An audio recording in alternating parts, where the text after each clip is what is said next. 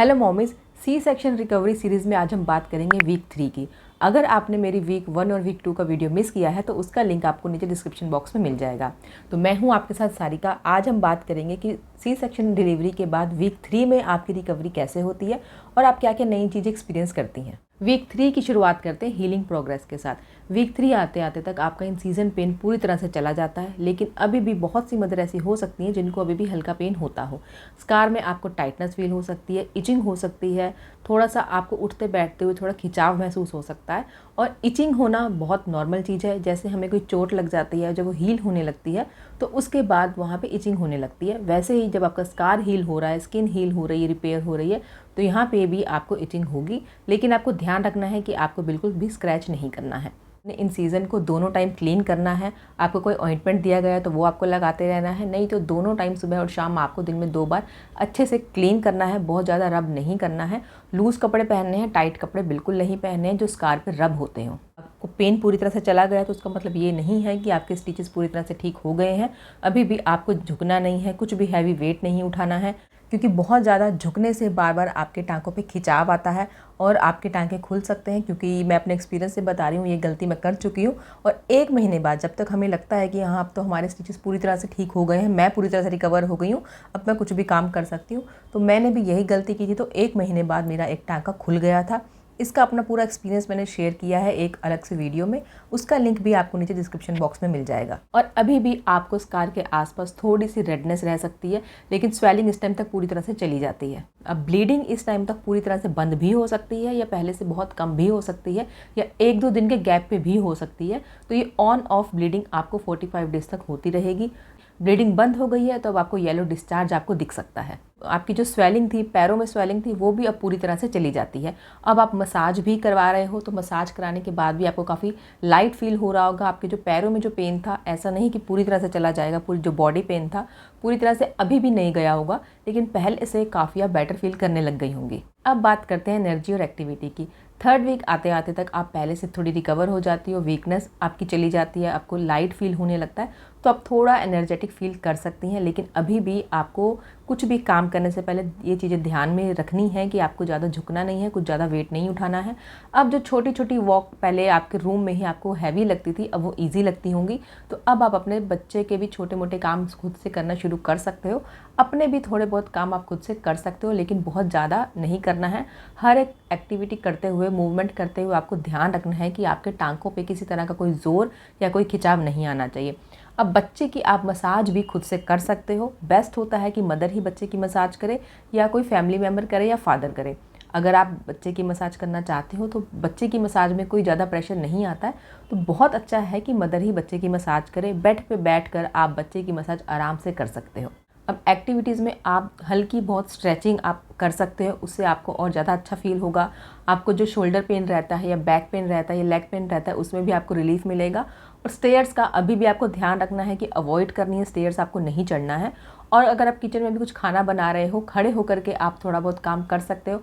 आटा नहीं गूंदना है। हम जब किचन में एंटर होते हैं तो बहुत सारे काम ऐसे अचानक से करने लग जाते हैं कि नहीं ध्यान जाता है कि ऊपर या नीचे से कोई सामान उठाना, या हमें लगता है बहुत ही हल्का, ये तो मैं उठा सकती हूँ।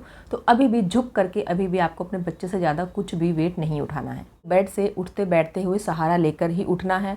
बैठना है तो लंबे टाइम तक पैर नीचे लटका कर नहीं बैठना है। ब्रेस्ट फीड करवा रहे हो तब भी पीछे सहारा लेकर ही बैठना है। अगर आपको खांसी शुरू हो गई है, डिलीवरी के बाद हो जाती है बहुत सी मदर को, क्योंकि इम्यूनिटी बहुत वीक हो जाती है, मैंने भी एक्सपीरियंस किया है। अगर आपको बहुत खांसी आती है तो खांसते टाइम आपको ध्यान रखना है कि अपने पेट को होल्ड कर लेना है, कि टांगों पे झटका ना लगे, या कोई भी छोटा पिलो या कुशन आप अपने पेट पे रख के थोड़ा उसको प्रेस कर सकते हो। इससे जब आपको खांसी आएगी, जब ज़्यादा खांसी आएगी, तो आपको जो पेट पे एक प्रेशर फील होता है, जो झटका फील होता है, वो नहीं होगा और आपके टांगों में भी कोई दिक्कत नहीं होगी। अब डाइट एंड लाइफस्टाइल। डाइट में आपको प्रोटीन रिच फूड लेना है, जिससे आपकी इन सीज़न हीलिंग जल्दी हो, आपकी स्ट्रेंथ अच्छे से वापस से आए।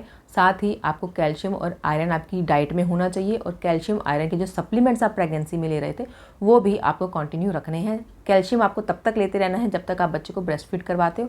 6 मंथ्स भी हो सकता है, 1 साल भी हो सकता है, 2 साल भी हो सकता है। और साथ ही खाने में आपको अभी भी हल्का खाना खाना है, बहुत ज़्यादा स्पाइसी हैवी खाना नहीं खाना है।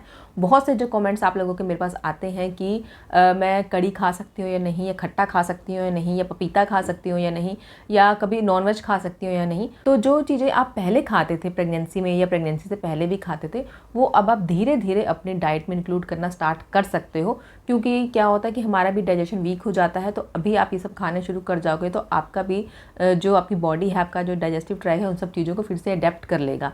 लेकिन बस इतना ध्यान रखना है कि अगर आप नॉनवेज खा रहे हो तो हफ्ते में 1 या 2 बार खा सकते हो। अच्छे से पका हुआ खाना है, जैसे जो अगर आप एग भी खा रहे हो तो भी अच्छे से उबला हुआ अंडा ही आपको खाना है। बहुत स्पाइसी तला हुआ हैवी खाना अभी भी आपको अवॉइड करना है। खट्टा इसलिए मना किया जाता है कि आपकी इम्यूनिटी वीक है, तो आपका गला ख़राब हो सकता है, खांसी हो सकती है, सिर्फ इसीलिए अवॉइड करने को बोला जाता है। अगर आपको लगता है कि आप खाना चाहते हो तो थोड़ा बहुत आप खा सकते हो। ये जो खट्टे फल होते हैं वो दिन के टाइम में आप खा सकते हो, इवनिंग में आपको अवॉइड करने चाहिए 1 महीने तक। पानी आपको अच्छे से पीना है, अजवाइन वाला पानी आपको अभी भी पीना है, ठंडा पानी अवॉइड करना है, कोई ठंडी चीज़ें खाना आपको अवॉइड करना है। और साथ ही आपको जो ट्रेडिशनल फूड जो आपको घर पे दिया जा रहा है वो आपको खाना है। जैसे गोंद के लड्डू हैं, पंजीरी हैं, ये बहुत ज़रूरी होते हैं आपकी रिकवरी के लिए, वो आपको खाते रहना है। आपको वेट गेन की चिंता इस टाइम पे नहीं करनी है। अभी भी आपकी बॉडी को रेस्ट की ज़रूरत है, अच्छी डाइट की ज़रूरत है, क्योंकि जो 9 महीने में जो चेंजेस हुए हैं वो सिर्फ 15 दिन में तो ठीक नहीं होंगे, सेटल नहीं होंगे। तो इसलिए अपनी बॉडी को पूरा टाइम दीजिए रिकवर होने के लिए। अपनी इमोशनल हेल्थ का भी आपको बहुत ध्यान रखना है। अभी भी आपको थोड़ी वीकनेस लग सकती है, थोड़ा बहुत काम करने के बाद हम एनर्जेटिक तो फील करते ही हैं, तो आसपास जो भी हमें छोटे काम दिखते हैं हमारा मन होता है कि हम उठ के खुद से करने लग जाएं। लेकिन अभी भी हो सकता है कि थोड़ा बहुत चलने के बाद या कुछ भी काम करने के बाद आपको वीकनेस फील हो सकती है, थकान लग सकती है, जो पूरी तरह से नॉर्मल है। या ब्रेस्ट फीड के बाद आपको बहुत तेज़ प्यास लगना या हल्का चक्कर आना, ये पूरी तरह से नॉर्मल है। इसलिए मैं बार बार बोल रही हूँ कि पानी आपको ज़्यादा पीना है। ये मैंने एक्सपीरियंस किया है कि जैसे ही मैं ब्रेस्ट फीड करवाने बैठती थी मेरा बहुत तेज़ सर भी घूमता था और बहुत तेज़ प्यास भी लगती थी। इसलिए अपने साइड टेबल पर ही एक फ्लास्क में या एक बोतल में पानी अपने पास आपको हमेशा रखना है। जब भी आपको प्यास लगे आपको पानी पीना है। ब्रेस्ट फीड आप करवाने बैठ रहे हो उससे पहले आपको 1 गिलास पानी पीना है। जीरा और अजवाइन वाला पानी पियोगे तो उसका आपको ब्रेस्ट मिल्क सप्लाई भी आपका अच्छा बना रहेगा। ये कॉमन एक्सपीरियंस है जो ज़्यादातर मदर्स फील करती हैं। इसके अलावा अगर आपको कुछ भी डाउट आता है तो आप मुझे कमेंट सेक्शन में पूछ सकते हो। बात करते हैं कि आपको डॉक्टर को कब दिखाना है। अगर आपकी ब्लीडिंग पहले जो बंद हो गई थी वो फिर से स्टार्ट हो गई है, फ्लो ज़्यादा हो रहा है, तब आपको डॉक्टर को दिखाना है।